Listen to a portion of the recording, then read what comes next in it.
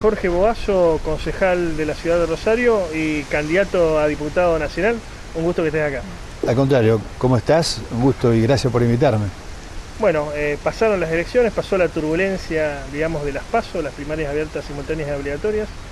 ¿En qué plan te encuentra ahora la cuestión? Sí, es como un avión, ya que hablas de turbulencia. Pasamos las primeras turbulencias, ¿no? Hace un stop técnico y después viene la segunda parte del vuelo.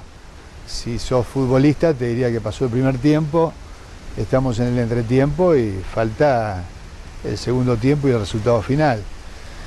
Yo tuve que encarar una lucha muy solitaria. No tuve y ni tenía aparatos ni nacionales, ni provinciales, ni locales que me apoyasen. Cuando uno dice aparato, para que la gente entienda qué es aparato, aparato es estructura, ¿no? Y estructura es personal, militantes, muchos de ellos militantes empleados de los distintos poderes. Por eso, recursos para financiar esa estructura. Recursos económicos importantes. Muchísimas veces se utilizan las pautas también oficiales para ayudar a los candidatos que abonan o que apoyan esas estructuras. Es decir, como yo decía siempre en toda esta campaña, tuve que pelear con un escarbadiente y con un grupo de 10 jóvenes, mi señora y 8 o 10 jóvenes que me acompañaron siempre, agarrando yo mi auto, manejando yo o mi señora y yendo por una provincia que es bastante extensa, ¿no? Recorriste todos los lugares, ¿no? ¿Qué te faltó recorrer? No, el 100% no, imposible. Sí, fui a las ciudades más grandes, estuve en el norte, en el centro, en el sur, pero imposible recorrerla en tan breve tiempo. Voy a tratar de que en esta segunda etapa concurrir a ciudades que no lo pude hacer y repetir otras que fue importante la experiencia, pero yo siempre digo que es una experiencia enriquecedora. Lo fue ya en el 2015, cuando salí del Cascarón de Rosario y como candidato a vicegobernador acompañando a Delcel, como candidato de Cambiemos, ¿no? Candidato de Mauricio Macri, cuando nadie pensaba o imaginaba que él podía llegar a ser presidente de la Nación. Nosotros estuvimos ahí. Y fue enriquecedora porque, ya las recorridas no son con actos tradicionales. Vos te pones en contacto directo con instituciones, vas a exposiciones rurales, como fui a la de San Justo, a la de Rafaela, a la de Reconquista, y ahí tenés una conversación, una vinculación con todos los sectores relacionados con el campo, por ejemplo, o te vas a las cámaras empresarias de comercio y estás en vinculación con los representantes de las industrias y los comercios, y después con contacto con la gente, ¿no? Ir a un bar, el bar más concurrido del lugar, conversar con los periodistas, con tus colegas, que uno lo invitaba a tomar un café, y entonces uno trataba de buscar el contacto más directo posible, y uno se enriquece porque aprende. Así, cuando yo estuve ¿Es un problema para el rosarino, por allí, extremadamente rosario-céntrico, salir allende los límites de la ciudad para interiorizarse sobre la realidad por allí de otros lugares, quizás hasta no con el mismo bienestar de la ciudad de Rosario? Cuando lo haces la primera vez puede ser, pero yo ya te diría que es la quinta, la sexta recorrida que hago, sumando la recorrida que hice cuando fui candidato a vicegobernador. Entonces vos ya te encontrás con realidades que conocés, que te diste cuenta que no se modificaron en nada, que son las mismas fotos del 2015 que se repiten en el 2017, las mismas carencias, las mismas falencias. Te encontrás con actores que ya conociste antes, no es que, te tenés que presentarte y el otro también, si yo soy fulano de tal, sino que empezás a encontrarte con amigos que hiciste en otras oportunidades y con actores que también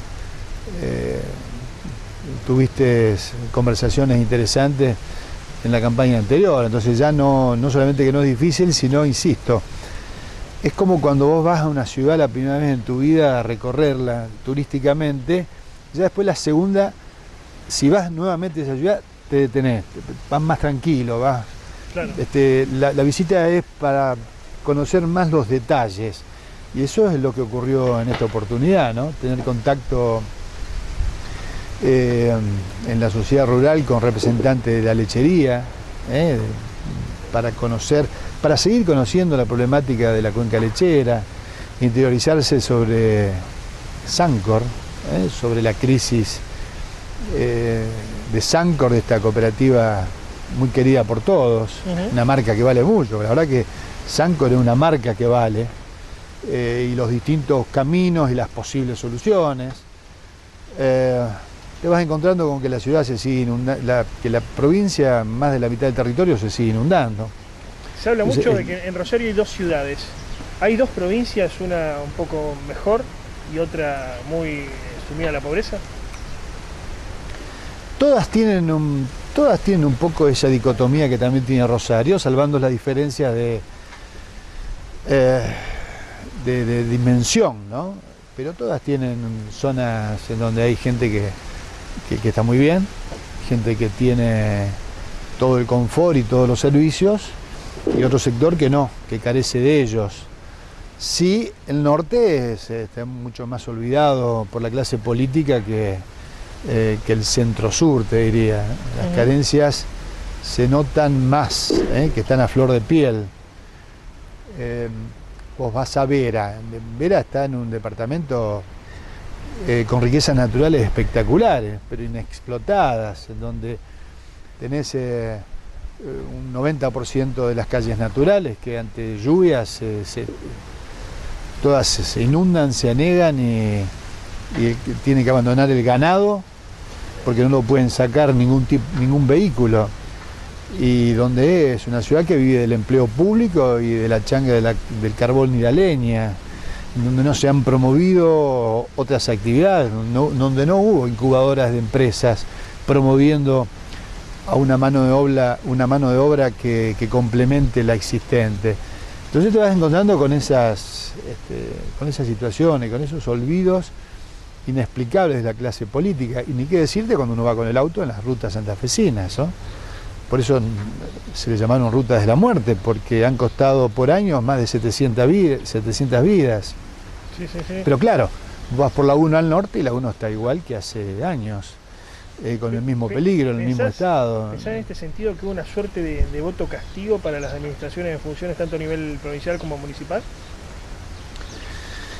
Yo creo que sí, yo creo que hubo voto castigo por las administraciones locales, provinciales, y te diría